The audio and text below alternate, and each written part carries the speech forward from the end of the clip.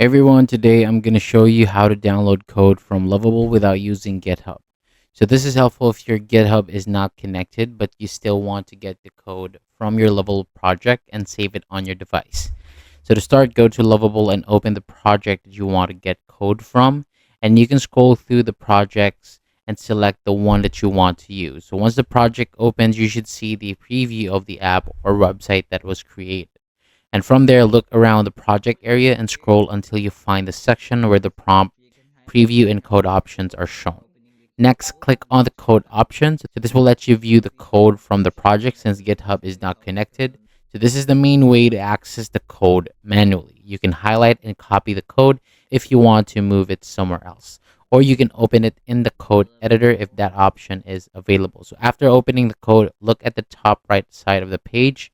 You should see a download file option. Click on that and the file will start downloading to your device.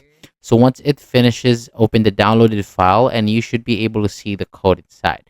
So that's basically how you can download code from Lovable without GitHub. It may take a few extra steps compared to using a connected GitHub account, but it still works if you just need to save or access your project code manually. So thank you so much for watching. For more videos like this, hit the subscribe button below and I'll see you on the next video.